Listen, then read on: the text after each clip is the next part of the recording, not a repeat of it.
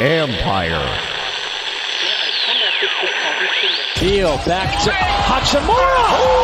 Konnichiwa. First off, happy Thanksgiving, everybody. It was more just shocking to hear from him and understanding that he gets the most assists from me and the most spoon-fed baskets ever. You know, the culture is actually damn good. To sit up there and to say you don't have a culture problem in the nation's capital, everything about the organization points to a culture issue. One guy took a in another guy's shoe. I'm a little pissed off about it, but I know how I am. I was kind of expecting it. It's disrespectful. It was like Eric Killmonger going for total domination. What hug is mine? We're not going to be fucking sunk this year. We're the Stanley Cup champions!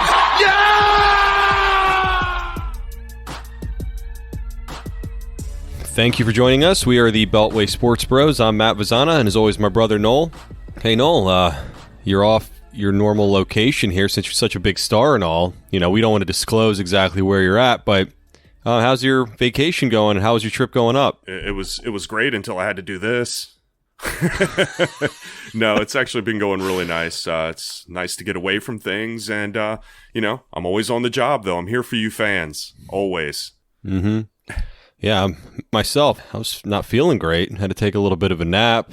Still not 100%, but I'm working through it. Always got to one up. You always got to try. I do. I never talk about myself at all. What do you mean? You always got to try to one up things. Nah, I don't know. I'm not a one upper at all. Not in any way. Just, I want to keep it real here. I want to let the fans know what's going on in our lives, if they care. Anyway, let me get through this real quick. Please follow us on Twitter, Instagram, and the Facebook group. Just search Beltway Sports Bros. You can also find us on beltwaysportsbros.com. One last thing, if you are listening to this show right now, which obviously you are, please hit subscribe or the follow button so you don't miss a single episode going forward. All right, so later in the show, we will have another installment of a Top 5 Friday, but first, let's start with a preview of a massive NFC East battle on the docket here.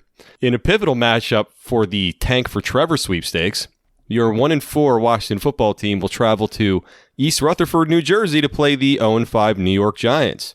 Big game coming up, huh, Noel? Yeah. I don't think it's a tank for Trevor according to Rivera. I mean, according to him, we're going for the division. Yeah. We're ready to kick some ass out there. Yeah, absolutely. So, to start off, last week, the Giants lost a heartbreaker to the Cowboys 37-14, and Washington, if I'm going to steal a word from Noel here, got eviscerated by the LA Rams 30-10. This week's game will be on Fox at 1 p.m., and the Giants are favored by 2.5 points. Let's go over the updated injury report as of Thursday. Some good news to start. On Wednesday, Washington designated guard Brandon Sheriff to return for Sunday's game. Also, we haven't mentioned this, but slot wideout Steven Sims Jr. was put on IR earlier this week with a nagging toe injury that will require him to sit out at least 3 weeks. Unfortunate there. Not that this matters anymore, but the, I believe, 8th quarterback on the depth chart, Dwayne Haskins, is still sick at home with an illness. Didn't practice all week. Maybe he has COVID, and they don't want to say it. Hey, it is the NFL, I guess Washington has enough problems. They don't want to add that onto the list. So Kyle Allen was a full go in practice this week and will resume his responsibilities as starting quarterback, according to Mr. Rivera. And cornerback Greg Stroman has not participated in practice this week and will probably miss the game. Something kind of interesting here, though, not injury news, but something to watch. Rookie O-lineman Shadiq Charles has been practicing with the ones in front of starter Wes Martin. So it looks like he's going to start over Wes. Interesting there. Well, we'll see. I mean, everything's interesting. Everything's throw it at the wall and see if it sticks, man. At this point, I mean, why not? The hell does it hurt? Wes was getting dominated pretty severely in the last. I mean, they all were. It's not like it's a big deal. Ain't losing nothing. Shit. Put him in for Sheriff. Who gives a shit at this point? Well, Sheriff's coming back. No, that's what I'm saying. I mean, hell, the whole difference does it make? But as for the Giants, defensive tackle Dexter Lawrence, defensive back Jabril Peppers, and wide receiver Darius Slayton were all limited on Thursday. But Giants are pretty healthy overall, other than, obviously Saquon, but that's old news at this point. Okay, so let's start with the Washington offense versus the New York defense, shall we? Yeah, let's do it. What are your thoughts? You want to start? Well, I mean, starting with the protection of Allen. I mean, that's the glaring issue. I mean, they've given up 21 sacks. They're 31st in the league with that lineman looking like dog shit. And I mean, they've got to do something to protect the guy. And Giants defense isn't that bad. They are a solid front, kind of similar to Washington's.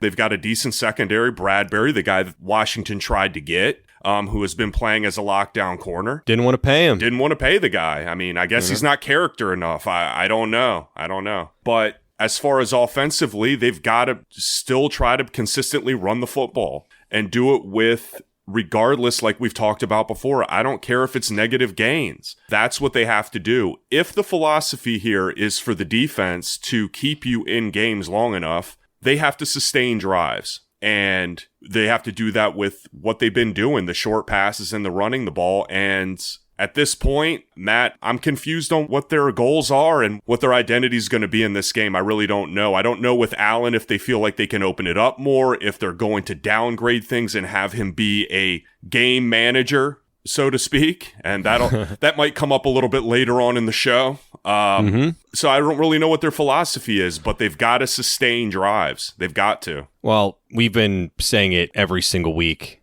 Just pound the frickin' ball. See what happens. Go old school with this offensive game plan. They ran 14 times last week. 2 of those were quarterback runs. Just go old school with this game plan. You can't be any worse than you've been currently. Actually, the Giants technically have scored less than Washington. No, Washington has gotten worse. That's the thing. Yeah. Right. And there's no consistency. Like what we keep talking about. They're as erratic as Rivera's behavior on offense. They'll have that 1 or 2 good drives. Like, where the hell did that come from? And then they're back to the same old shit. Right. Last week, the offensive line was completely exposed. It was by far the worst game that they played. Hopefully, they can get back to somewhat of a semblance of a NFL-looking offensive line, but getting sacked 8 times is pretty unusual. I mean, Washington did it earlier this year, but it doesn't happen very often, and it was ugly. So I don't expect that this week, and hopefully with Kyle Allen, he's a little bit more mobile than the other quarterbacks they have, and you could see that, actually. He's a pretty athletic guy. That run he had and the one he got obliterated on, he actually broke that guy's ankle, so hopefully that'll help at least keep him from getting his jersey dirty. Well, I hope that it's because that's something that it's not in sheer survival mode. Right. I mean, that's not really doing a whole hell of a lot of good. The guy's just going to get eviscerated again if he's just trying to save his ass from getting sacked. That's a difference between a Kyler Murray type style or a Lamar Jackson, where if they see a man-to-man coverage, that's an option for them. Allen was doing it just to not get his head blown off. It just happened to be 15 yards down the field is when he got eviscerated. So, I mean, here's another issue that Washington needs to fix. They need to find other options on the field. And McLaurin, their primary option, first off, they have to get him involved again. One thing that at the very least, Haskins was doing was involving him in the action, for better or worse. Now, in this game, if McLaurin is going to be their primary option and he's going to be most likely locked down by Bradbury, they need to find a second option, whether that's Logan Thomas, whether that's not that Steven Sims was doing jack shit when he was actually healthy, but I mean, they need a second option, whether it's Isaiah Wright or whomever it is as the second receiver. Somebody has to produce out there on the field and get open. And lastly, again, and I'm saying it for the 6th week in a row, can you throw the fucking ball downfield a couple of times to see what happens? Please, I'm begging you. I am begging you to throw the ball downfield.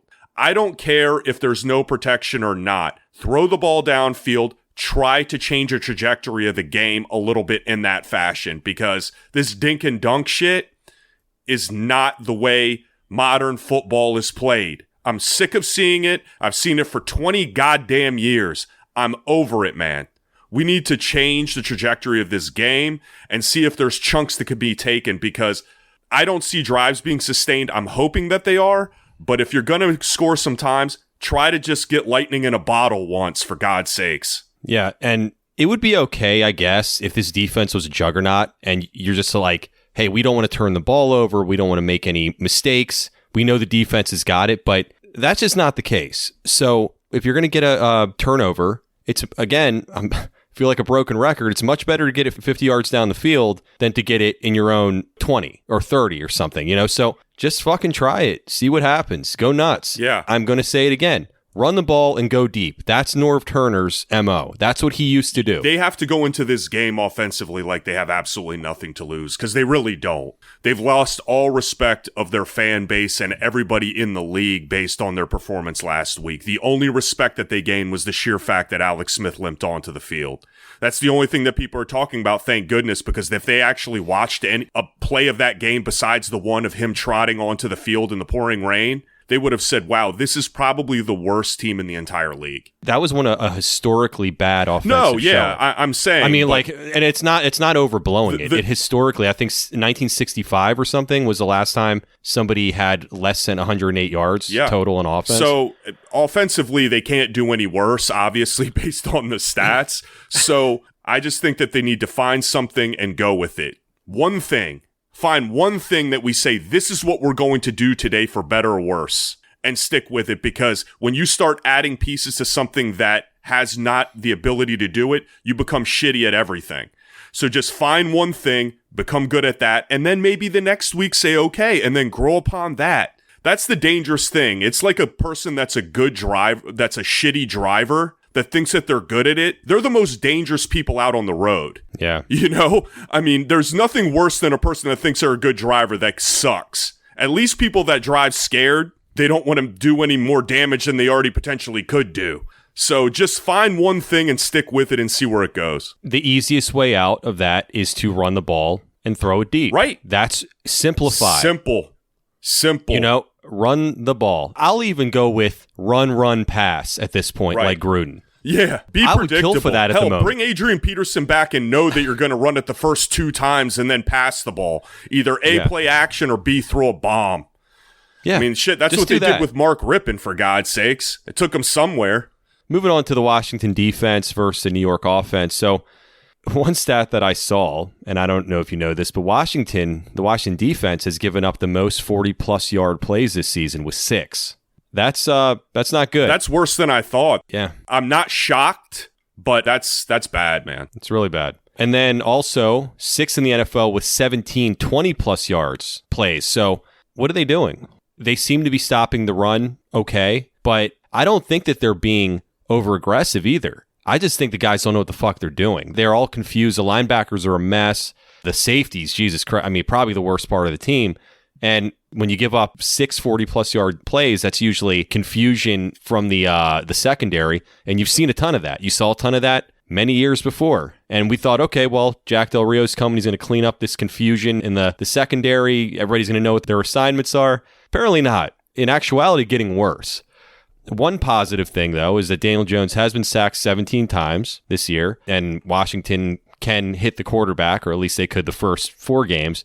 Jones also big turnover machine. He has 3 lost fumbles already, 5 interceptions. He actually accounts for 8 of the 9 turnovers that the Giants have this year. So 9 turnovers is tied for 3rd worst in the league. And then Washington obviously has 15 sacks, which is 6th best in the league, but 8 of those came the first game. So it's a little bit skewed.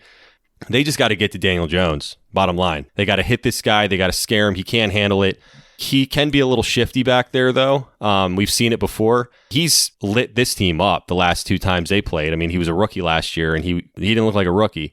One positive, which is different, that they've proven that they can rush the passer, they can hit him, and I think if you make him nervous and you make him get happy feet back there, just like Goff, which they did not do, I think that they can be effective. There's really not much else to say about it. That's what you have to do, and that's how this team keeps losing. Well, if there's one offense that is beyond the Cowboys game, this offense has been dog shit. Oh, yeah. And, Dallas gives up points to everybody. So that really wasn't that much of an accomplishment. Now, except for when Washington plays them, of course. But that's for another tale. At the end of the day, Giants don't have any weapons offensively. Mm-mm. Obviously, what you said, get to Daniel Jones, try to create some turnovers out of the dude because he's a turnover machine. But offensively, I mean, who the hell do they have right now? Slayton?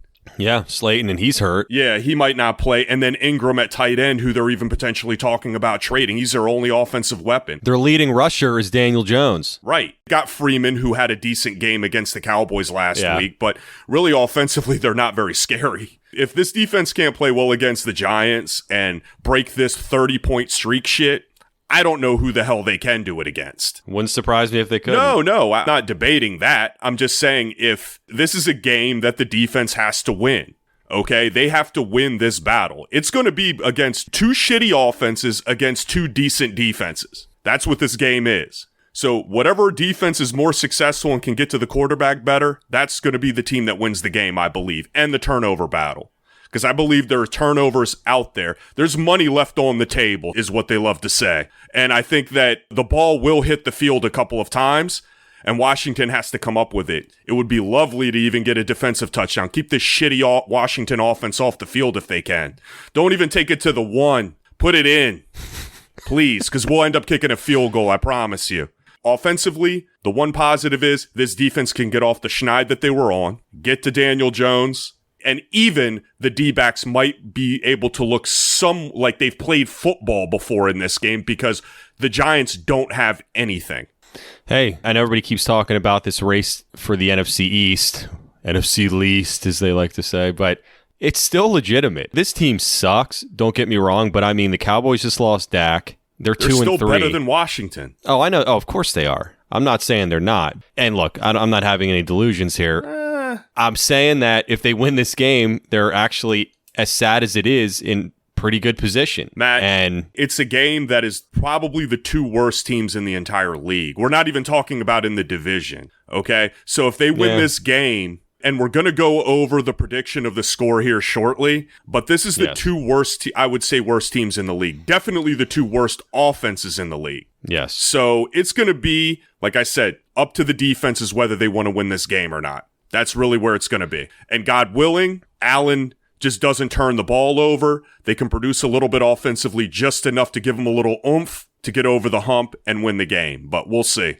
I'd be fine if you turn the ball over, as long as they're pushing the ball down the field and they are trying something other than playing this pansy ass shit. Not in this game. I'm fine Not with in that. this game. If you're in a game that is against a team that has offense and you want to throw the ball out and take chances, I still want to see a couple deep balls just to keep them honest. I'm not saying that. But I don't want big chances taken and 3 interceptions from this dude and going to, one of his shit games that he had from last year and then putting the freaking defense in a bind. Because that's where the game is going to be won, Matt. It's going to be won on the defensive side. They cannot give up anything stupid to this crappy offense and give Daniel Jones, he's another guy like Haskins. These guys didn't just all of a sudden forget how to play quarterback magically because we decide that they did. Yes, Daniel Jones has been playing like shit. I'm not denying that. But this is an opportunity for him to have a coming out party. And he's had him against Washington. And that's concerning. Oh, absolutely. Let's move to the predictions. You want me to go first? Yeah, I'll go go for first. it, man. Go on, Homer. So, the Giants, you throw out the offensive and defensive rankings, it doesn't matter. They both suck on both sides of the ball. But it doesn't ever seem to matter with these two teams. It doesn't matter when they play the Giants. Even if Washington seems like a better team, they always seem to lose. And, critical times. Or the Giants game, they always seem to need this game to keep their season alive. And then they always come through and destroy ours. But this time, I think it's going to be different. So I've got Washington winning in a hideously played game, 17-13. It's not going to be pretty. So you're kind of basing it off of what I was watch. saying about the defenses are basically going to have to win this game for the most part, and whatever offense fucks up the least. Yes, and I think that Daniel Jones is going to do enough fucking up to Washington's benefit. Okay. Well, I'm going the opposite direction. Oh. I think the Giants have played better than Washington has regardless. The Giants have been in games. Washington hasn't. Whether it's coaching blunders by Rivera on timeouts, whatever the reasoning is, Washington hasn't been in any games, okay? I don't foresee that Washington would have had a knockout drag-out with the Cowboys and a shootout. There ain't no way in God's green earth. I don't give a shit what Dallas's defense looks like. So for me, I think the Giants are a better football team. I think right now they have pieces that are not good, but I think they're playing more of as a cohesive unit right now, and they at least know what they want to do to a certain extent. They just have a bad football team. So for me, I'm saying that Giants are going to win 24-21. Wow, you think Washington's going to actually put up 21 points? Yes, I do. That's a bold prediction. I think that it'll be 24. I think it'll be 24-14, and they'll get a garbage one at the end. Because you know why? Because Rivera, with 2 minutes left or whatever, will actually try to put a 2-minute drive together, and they might score a garbage touchdown. Because Kyle Allen's in. So now we'll play football. You can trust him. He's a trustworthy quarterback. All right. Well, we shall see. All right. So it's that time again. It's been a couple weeks. Yeah. Hope it was worth the wait. Let's hope so. These are getting harder and harder to come up with, they are. But one's on vacation. The other one's allegedly we got a Dwayne Haskins on the other side here saying that he was sick. I'm playing today, though. Oh, that's true. I'm allowing you to play. Yeah, thank you. It's very sweet of you. All right, today's installment will be top 5 most played out sports cliches. All right, so hopefully you like it. So basically, these are phrases that you hear idiots lean on when they're not smart enough to come up with their own shit. And they just, these announcers or the JP Finleys of the world that, same old. I don't want to give any away, but we'll get what we're talking about. Yeah, those like old cliches. Every game counts and all that crap. We're going a little bit probably more obscure than the Bill Belichick's. That are one game at a time shit. Every phrase that comes out of his mouth is a cliche. Exactly. And I mean, he does that surely intentionally, but we're going with the cliches here. Side note, what the hell was he wearing a couple weeks ago? He's wearing some horrible shit. But did you see that shirt with the holes in it? No. It was unbelievable. You should look it up. It's crazy. I don't know. And somebody actually did a split screen of this. The Brooklyn Brawler? Yeah, the Brooklyn. Hey, they did a split screen of I knew it was going here. I No, it just well. I knew that's why it's stuck in your head. You didn't see it actually really happen. You saw it because it was split screen with the Brooklyn Brawler. Like, a wrestling meme. I don't sit there and watch Bill Belichick press conferences religiously. A wrestling meme. Ooh, see, it is real. They have him next to one of the great coaches. It was just the same shirt, Noel. That's all it was. Anyway, you should look at it. All right. It was a way for you to understand what he was wearing. Right, I got you. I did understand it, sadly enough. Okay. I know, because you're a closet wrestling fan, even though you make fun of me about it. All right, let's start this. What's your number 5, Noel? Number 5, he's a great locker room guy. Well, that's definitely not you. No, I'm definitely, because I'm usually the superstar. So what the fuck do I need to be a locker room guy for? Yeah, if you're a shitty player, okay, and you're like the 13th man on the bench, or, you're on the practice squad, you damn well better be a good locker room guy, like the John Sallies or Mark Madsons of the world, those rah-rah guys. You're lucky to even be on a damn roster. You better be a locker room guy, all right? That's like, if you're a mean 13th man, you ain't going to be on the team. Or if you're an asshole, it's like a mean fat girl. I mean, you're fucked both ways. You better be nice if you're huge. I mean, you ain't never going to get a man. The best ones are the ones that used to be fat and remember how it used to be. All right. And then they get hot, and then they still have the fat girl mentality. Right. It's a great combination. I mean, geez, so yeah, it's not an accomplishment to be a good locker room guy, the rah-rah guy, when you're lucky to even be on a squad. Well, here's another cliche. It's because he does the little things, right? That's not on my list, but the locker room guy who's 13th on the depth chart, he better be doing the little things too. Oh yeah, absolutely. Well, I mean, that's all he can do. He has no actual ability. I mean, so he jumped on the floor to grab a freaking loose ball. Good job, buddy. That's your one accomplishment during the entire game. Exactly. All right, let's move on. My number 5 is he overcame a ton of adversity. Okay, so what adversity exactly? I don't know. Ask your boy Alex Smith. That's what I was going to say. Alex Smith, he came through a ton of adversity. However, that's so overused. I mean, it is. I think about from a term of, it was a guy like held in a concentration camp over the summer or something, and he came out and, easy. Yeah. Hey, too soon? Yeah. I mean, it was 100 years ago.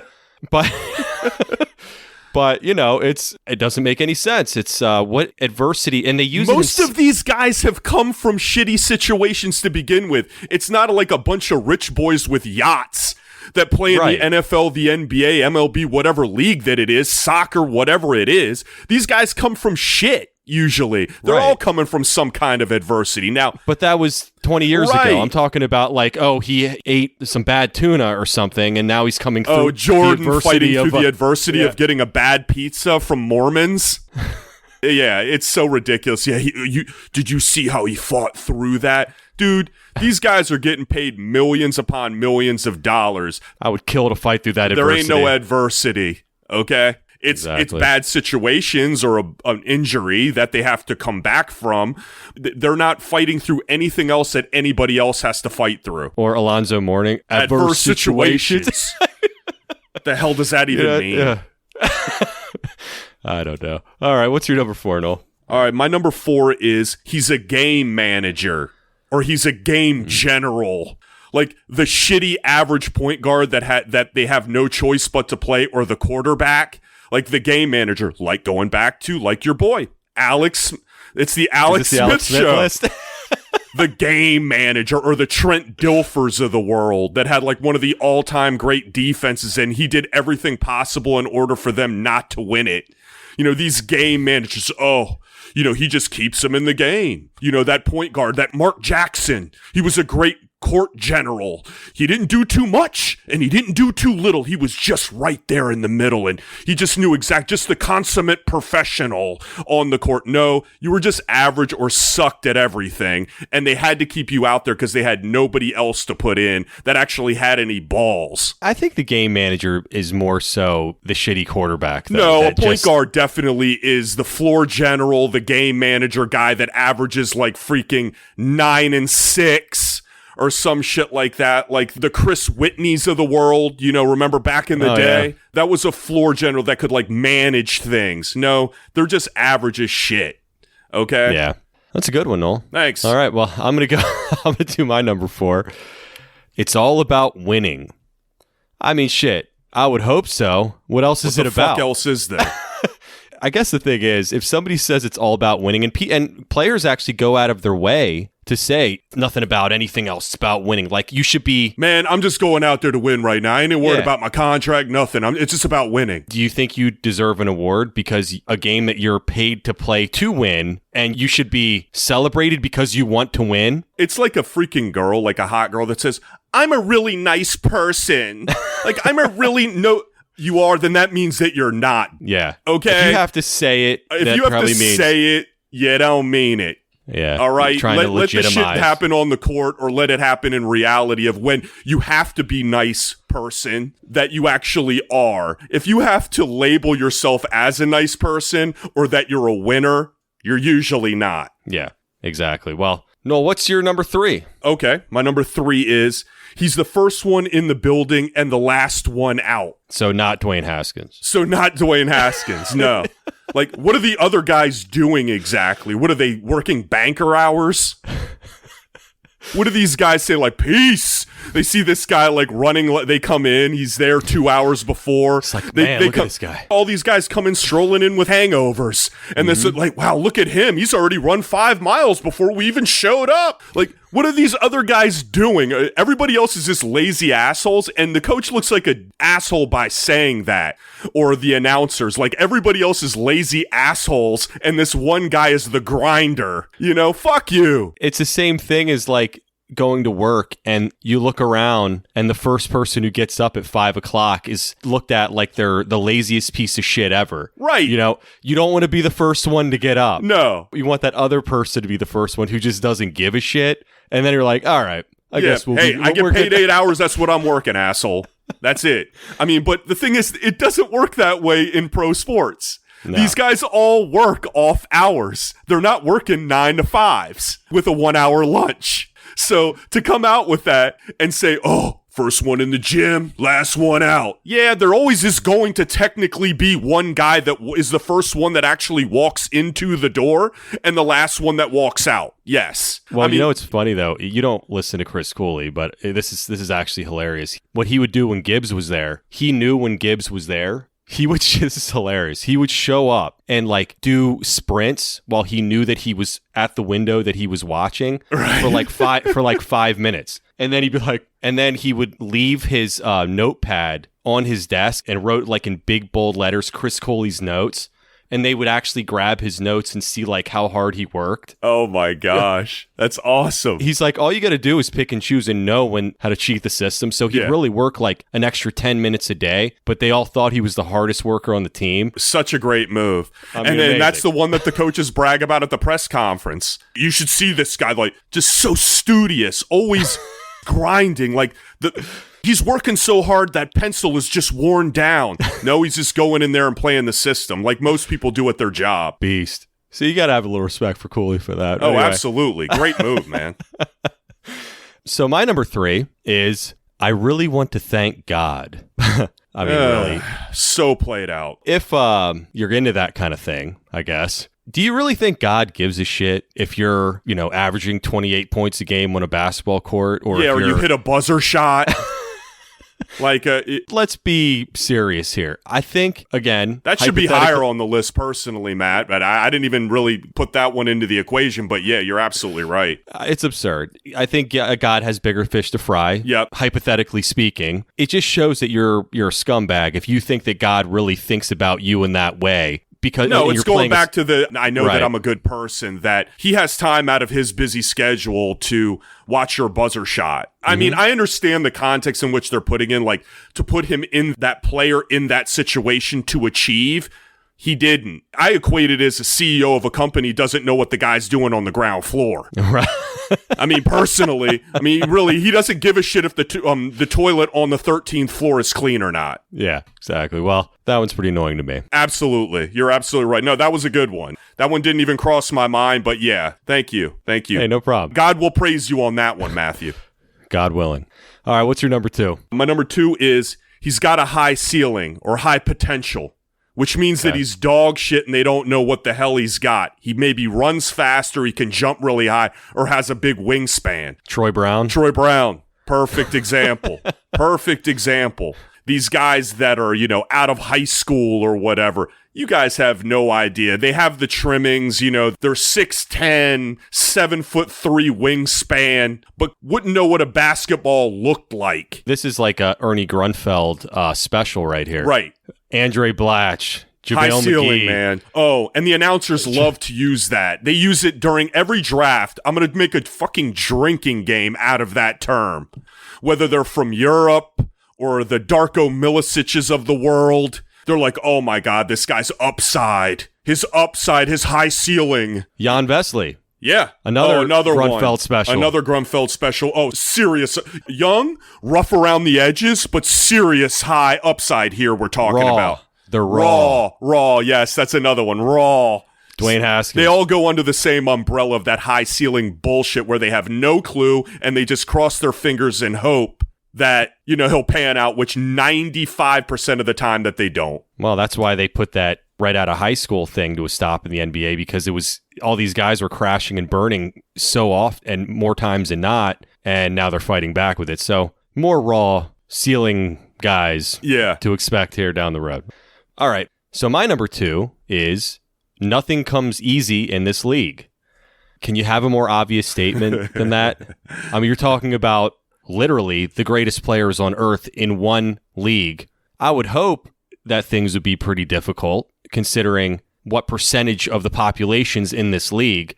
It's the dumbest shit I've ever heard. And it's so painfully obvious, and yet another stupid cliche that these idiots use just to fill airtime. Right. Because they don't know what else to fucking say. Right. You're the top 1%. You're the top of the food chain. No shit, it's not going to come easy. Yeah, it's a knockout grind out. In any job when you're in the highest performers of your profession, whether it's, brain surgeons, rocket scientists, whatever it is, it's going to be a tough competition up at that point. One thing to be said about it, though, it makes it even more impressive to think about the true top guys when they're that dominant against the guys that are of that top 1%. And they'll tell you just as much, Matt. It ain't easy. LeBron, ain't right? Easy. Give me my respect, son. I was going to say, give me my respect. What an asshole. Win with some class, dickhead. Who's disrespecting you? Why? Because they're not saying that you're Jordan. That's exactly what it is. Okay? What do you want, man? I got news for you, buddy. And going off script here, you ain't never gonna be Jordan. Wow. You could win 8 titles.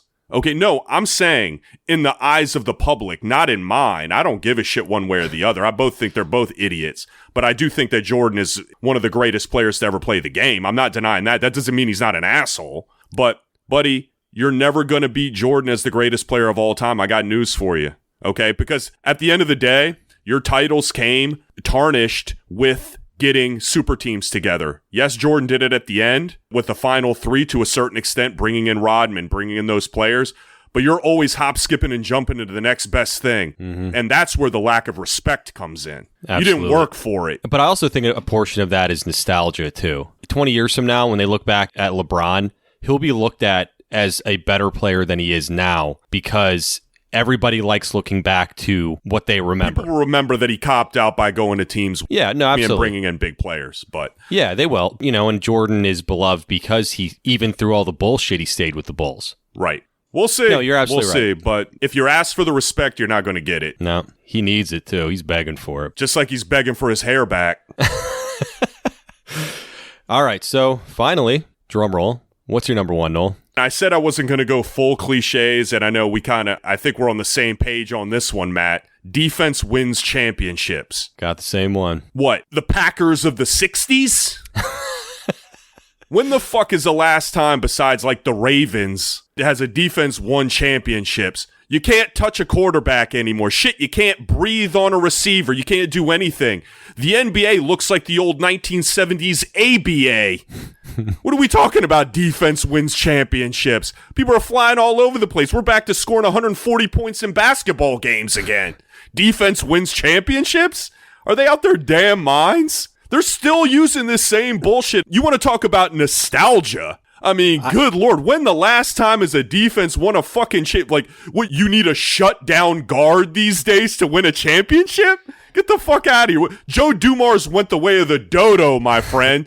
They're gone. They're dead. I think a lot of it is now when people say it is, I would hope, somewhat tongue-in-cheek because it's impossible to play defense in any league anymore. Well, there's a lot of stupid idiots like, Phil Simms and shit that like still believe this kind of stuff, but it's a joke. These leagues have changed their rules up so much because they don't want defense to win championships. Right. Because it's not fun to watch. Right.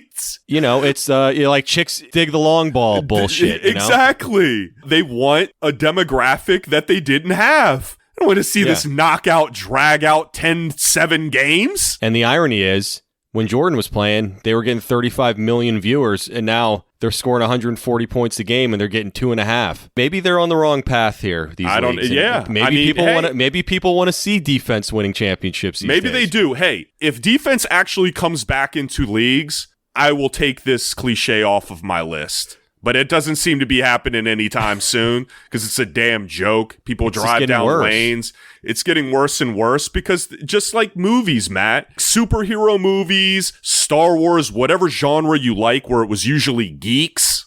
Yeah. They don't care about those demographics anymore. They're trying to bring anybody in that they can, and that's exactly what's happened in sports. The people that they're trying to bring in to watch their sports now don't want to see defense, like you said, the long ball, home runs, whatever it is. So don't give me this bullshit about defense wins championships. Are they still a portion of the pie? Absolutely 100%. But their pie is getting smaller and smaller as years go by. I can tell you that. That and the running back are dead. Yeah. It came back a little bit there for about a year or two. Yeah. But then it's a shame because I love defensive football. I love defense in basketball. Who doesn't love seeing somebody get their head taken off when they come down the lane? Give me a break. That's worth its weight. You're a wrestling fan. Imagine seeing LeBron come down a lane and somebody take his freaking head off. How good would that feel to you? It would feel amazing instead of Moses parting the Red Sea. It's a joke, man, and don't give me this shit about defense. Well, he still plays running back, Yeah. He knows how to tuck that ball, put the finger over the tip. 5, 6, 7 steps? Yeah. He knows what he's doing. All right. Well, that's going to do it for this episode. We're on all major podcast platforms. Please rate, review, and subscribe. If you like this show, please share it on social media. Speaking of sharing, let's do another one. Wanted to give a shout out to a couple of big fans of the show, Adam Johnson and Steve Hoffman, for sharing and liking all of our stupid crap on Facebook and Instagram. They have to get Twitter, though. I don't see them on there, but we really appreciate it, guys. Oh, also, Steve even came up with one of the top 5s a few weeks ago that turned in one of the best yet, if you remember. We were stumped. Came in the 11th hour. Oh, yeah. He saved our ass a little bit. I mean, usually I'm on my game, and hey, defense can't always win those championships, man. Yeah, well, thanks, gentlemen, for all the support. Appreciate it. And again, if you want to get a shout out, do a little sharing for us. Spread the word. Anyway, please follow us on Instagram, Twitter, the Facebook group, and our website, beltwaysportsbros.com. Hope you guys try to enjoy the game. Speaking of a defensive battle, should be a blast. And we will see you on Sunday.